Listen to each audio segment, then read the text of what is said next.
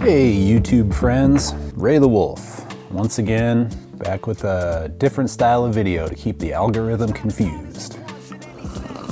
But seriously, this is going to be my first in a series of videos where I talk about my favorite of certain types of entertainment. So I wanted to kick it off with a video about my favorite YouTubers, which kind of explains why I'm doing this in the first place. I would say I didn't take YouTube seriously as a form of entertainment and information until 2018, 2019, something like that. I remember my daughter watching a lot of YouTubers in, I don't know, the 2010s, you know, maybe even before that a little bit. But I remember her watching a lot of video game YouTubers and stuff like that when she was young, when she was a kid. And, you know, she'd be getting ready before school and have YouTubers playing out of the iPad with obnoxious voices. And I didn't understand it at all. And I recall her telling me that some of these YouTubers were really famous and were making millions of dollars. And I was just like, no way, there's no way that that's for real. And then soon after that, I learned, like, yeah, that was a legitimate thing. So yeah, I should have been doing this a long time ago, but it took me a long time to get started. I think I missed the boat.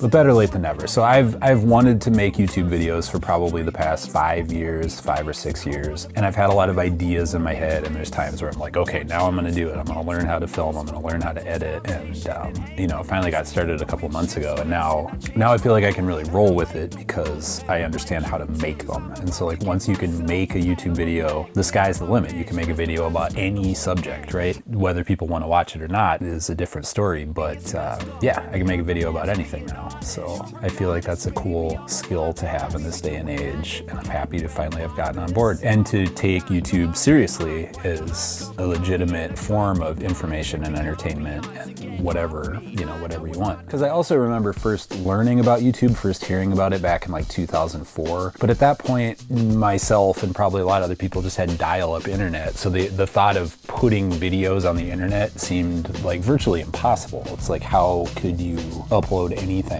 in a reasonable amount of time, or you know, how would you watch it without it like glitching and buffering, whatever. But obviously things have come a long way. It's a whole new world, and YouTube is such a massive part of our society and our global existence now. And here I am making some videos for you. But yeah, the subject today is my favorite YouTubers, my top 5 favorite YouTubers. And just like all of us, I've checked out a lot of different YouTube channels over the years, a lot of different styles and whatever. And there's YouTubers that I love that aren't going to be on this list, and there's some that I've enjoyed at times, but now I don't, you know, keep up with what they're doing. And some are a little too corny for me to put on this list or whatever. And I also want to acknowledge that I do have kind of a demographic, you know, like I think there's one millennial on this list and the rest are Gen X, so it's kind of within my age range, you know. But that's probably how everyone is, you know. I would feel a little silly if I was putting a bunch of like 20-year-old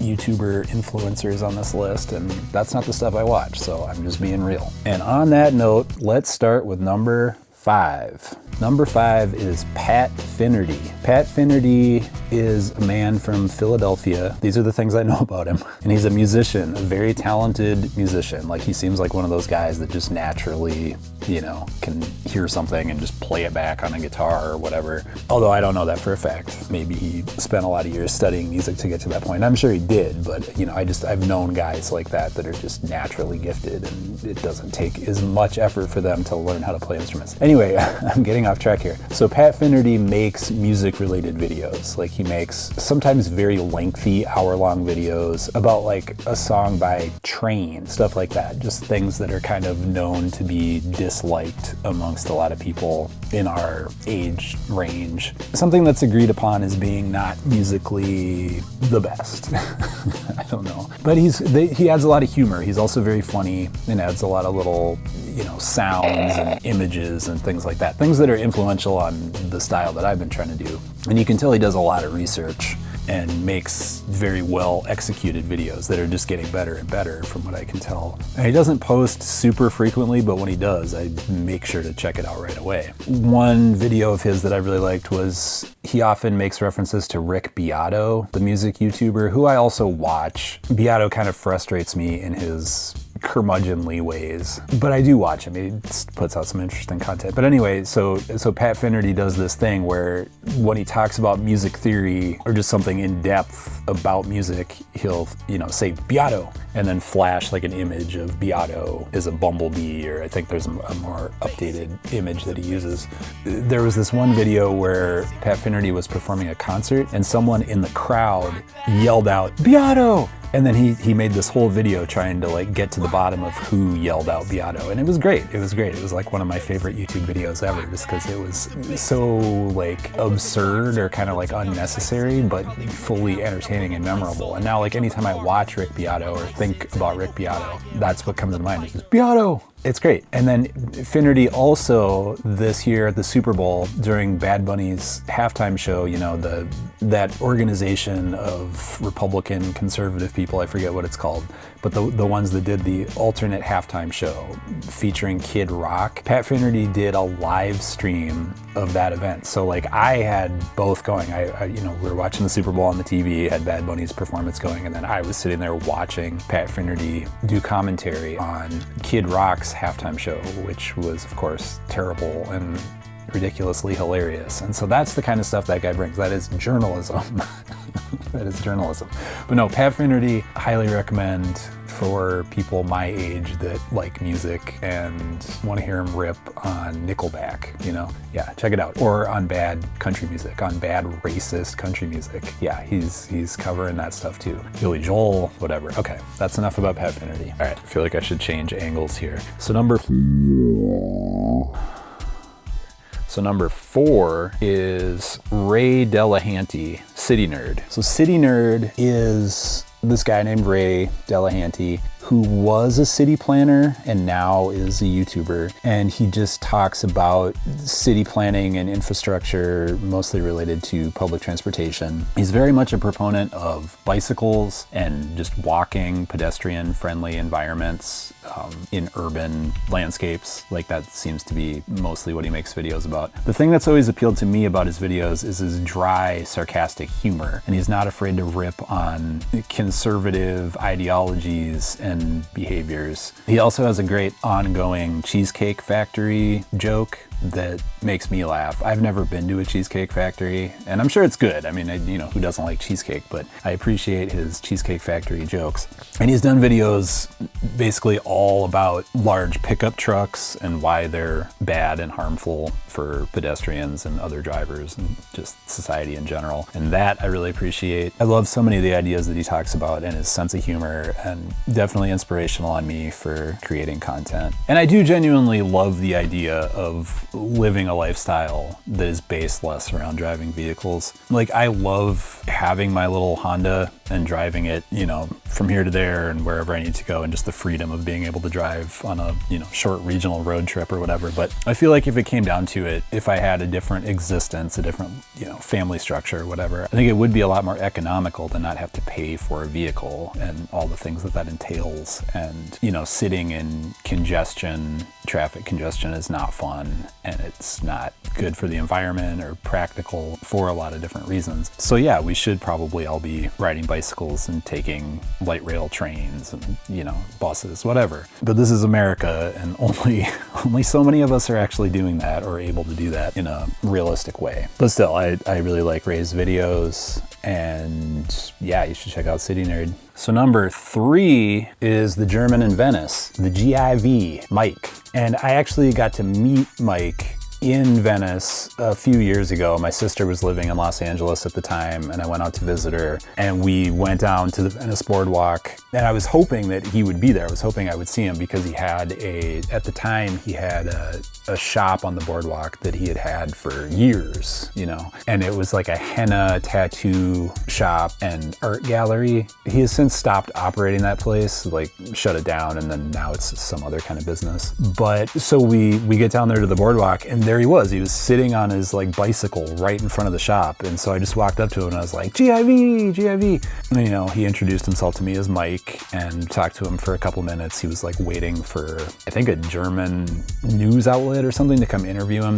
I don't really remember. And So we just really lucked out, like catching him at that exact moment in time, because now I don't know where you can find the guy. So I got some selfies with him. He was really nice and friendly and very charismatic, like crazy charismatic. I feel like all these YouTubers that I'm discussing in this video probably have that, just like off the charts charisma, like, you know, sort of like a movie star or any sort of entertainment public figure, journalist, whatever would have. They're just like big, bold personalities, and it translates well on camera, and I hope that I do too, because I don't know, sometimes maybe I'm not big and bold enough. But anyway, the GIV, yeah, it was cool to meet him, really cool to meet him. And so anyway, the content that he made when he was based out of Venice, and I don't know where he lives now, but he would just make a lot of content about that area, just about the happenings around his shop and on the beach and just in that general vicinity of Venice Beach. Lots of funny, interesting characters and just different things going on down there. So it was cool, and it was cool to, you know, around that time be able to visit out there and just kind of like see that scenery and really feel like I understood it already because of his videos. And he would make a lot of content just about other parts of Los Angeles too. You know, he does still go to Hollywood. I watched a video just a few days ago where he was in Hollywood, you know, going around and talking about different businesses, things that changed and used to be here, used to be there, and just all the troubles that area has. And sometimes he'll go to Vegas, make Vegas videos. Sometimes he'll go to Germany and visit his mother. I have really enjoyed the hell out of his videos over the years. So yeah, German in Venice. Number 2. I feel like I should be walking around outside for this one, but Brian E. Morton, a Los Angeles-based man who makes videos often about traveling around on public transportation in Los Angeles and eating food at different places and giving the food a rating, which is usually a 5 out of 5, which is a great little catchphrase thing that he does. But I've been watching him now, I think for a year and a half, maybe 2 years. We just kind of randomly came across one of his videos because I have kind of an obsession with Los Angeles, and I don't know, I think I was just like searching for something about Los Angeles, and one of his videos popped up, and I've been watching every video that he puts out ever since. I just love his style, his personality. He really reminds me of like people that I've known, of friends of mine. So it's like I feel like I know the guy, and he's just, yeah, he's on camera, he just has like good charisma and an entertaining style, says funny things. He'll often also go off on little tangents about, you know, the importance of public transportation and bicycles and how bad cars are. So that's interesting. He has that similarity with Ray Delahanty, the city nerd. But he also, yeah, the main thing is he's just covering Los Angeles and all the different dining options out there and sharing that with anyone that wants to check it out on the internet. So it's useful. His channel has grown a lot since I've started watching him, and his videos just keep getting better and better, more entertaining. And I feel like part of that is, I mean, he's in LA, so it's like that is a really loved place by people around the world, and they're probably searching for him. You know, they're searching for LA content, and they're searching for dining options, and so it's really smart what he does. It's really smart, but it's also really well done. And he's definitely, even in this last year and a half, he's become my second favorite YouTuber, like hands down, and very influential on what I try to do. And I just hope like it kind of comes across. And my number 1 all-time favorite YouTuber is Wonderhussy. Wonderhussy, when we first started watching her, was based out of Las Vegas. And I think we found her videos, and when I say we, I'm talking about me and my wife and our daughter, our oldest daughter. I've been watching her since, you know, 2018, 2019. And we found her because we were going on a trip to Las Vegas and, you know, did a quick search on YouTube, and some of her stuff popped up. And there was one that originally grabbed me was, she did not really a documentary, but, you know, just a video about the Death Valley Germans, which was this tragic story about like a German family that had gone on a vacation to Death Valley. I forget when, like I want to say it was in the 90s or something, but they got lost. They got off the main road trying to like take a shortcut through the desert, and they got stuck in the desert, like in the sand, and then they all died. And so she did this really well done video about that, you know, and that just really grabbed me. I mean, the story was really interesting and tragic and entertaining, and then I was just kind of hooked watching her videos. And she did another one that we watched around that time where she got off on an exit between, I think it's close to Baker, California. So like, you know, between LA and Vegas, but closer to Vegas. And there was like some abandoned cafe place that she got out and like walked around in. And we went to that same place. Like we also ended up on that exit because we were trying to find a place to use the bathroom and just ended up randomly going to this place. And at the time when I was there, it creeped me out. But then, you know, to see the video, to see her just like roaming around, kind of carefree and not feeling sketched out or worried about it, made me realize that, okay, it's okay to like walk around in those places. The desert is so weird like that. Like the desert makes me uncomfortable because it's so opposite of the environment that I live in. Obviously in Minnesota, it's like literally like the exact opposite, the polar opposite. Just not lush at all, like no green stuff. And it just like, it feels like it's really desolate, you know, like there's just so many places where there's no one around, like you don't see any people, even when you expect to see people, there's no one there. And in some ways that feels really safe, and in other ways it feels really like, I don't know, a little scary. But so Wonderhussy has made a lot of videos like that over the years, like exploring abandoned places in the desert, abandoned casinos, or, you know, houses, structures, little cabins, and little like mining camps and ghost towns, things like that. Often, you know, in the Mojave Desert around Las Vegas. And then a few years ago, she moved to Tacoma, California. She left Las Vegas and moved closer to Death Valley. And then incidentally, we also ended up going to Tacoma before we even knew that she had moved there, and checked out some of those places in that very small town. And so that's familiar stuff when we watch her. And so she lives in this compound, she calls it, near Death Valley in Tacoma. And yeah, it just kind of branches out from there and goes to different places, you know, in Nevada and California, Arizona, just anywhere out in that area, and just covers all sorts of topics. And she releases a couple videos a week, just lots of content. And it's always consistently entertaining to me. Like she will just talk for 30 minutes about whatever, you know, whatever it is that she's doing. Or, you know, she also does a lot of research. You can tell she really does a lot of investigative research about these places before she goes there, which is something I need to get better about doing myself. And it just comes across really well. She tells a really good story. She's just like captivating, and I really, really enjoy watching her videos. And she's absolutely just my #1 favorite YouTuber, biggest influence on me to want to do this. And yeah, I just think that area out there is really cool. It's kind of like we get to visit it and explore it without having to fly out there all that often, you know, because Wonderhussy brings it to us right in the living room. And she has a lot of interesting friends and characters that appear in the videos, and she goes to a lot of like natural hot springs out there and goes swimming, and she's just eccentric and funny, and yeah, I would recommend it.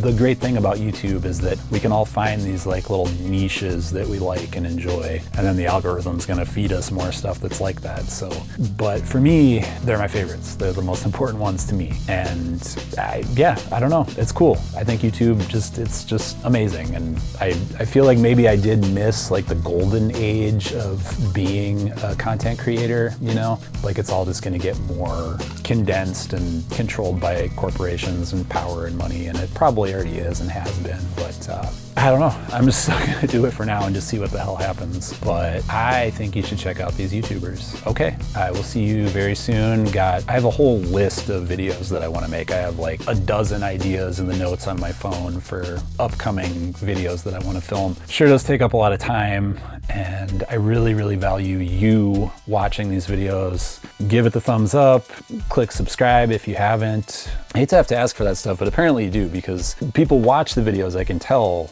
but whatever. We're not gonna go down that road. Do whatever you want. But yeah, Pat Finnerty, Ray Delahanty, the City Nerd, German in Venice, the GIV, Brian E. Morton, and the fabulous Wonderhussy, my favorite YouTubers. All right,